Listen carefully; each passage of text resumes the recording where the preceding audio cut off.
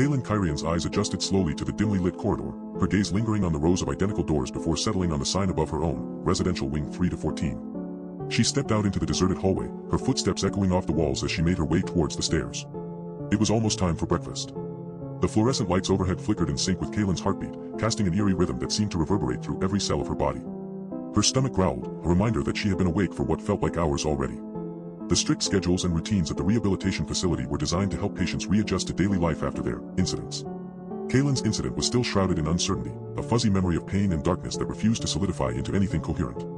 As she reached the ground floor, the aroma of cooked oatmeal wafted out from the cafeteria, drawing her attention. Her stomach growled louder now, protesting the delay between meals. Kaelin quickened her pace, joining the trickle of patients making their way towards the breakfast line. The orderly in charge, his name was Zarek, and he always wore a friendly smile, greeted her warmly as she approached the counter. "Good morning, Kaelin. Right on time today." He slid a plate piled high with steaming oatmeal and a glass of lukewarm orange juice across to her. Kaelin's eyes met Zarek's for an instant before skimming away. Something about his smile seemed off this morning, or perhaps it was just the way the overhead lights danced on the surface of his face, creating tiny shadows that made him look almost like someone else entirely. She pushed the thought aside and focused on her breakfast. The taste of oatmeal was bland but familiar, comforting in its predictability.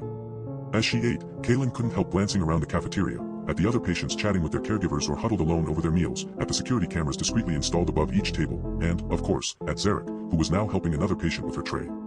The line outside seemed to be growing, a slow-moving tide of people waiting for their turn to eat. Kaelin's plate was almost empty when she felt a hand on her shoulder, gentle but insistent. She turned to see one of the caregivers, her name tag reading Astrid, standing behind her with an apologetic smile. "Kaelin, we need to speak with you in private for a moment," Astrid said softly, as if afraid of disturbing something fragile within Kaelin's grasp.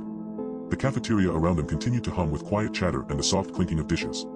But as Kaelin stood up, she felt her world subtly shift, like the ground beneath her feet was tilting ever so slightly, forcing her balance to readjust in mid-step.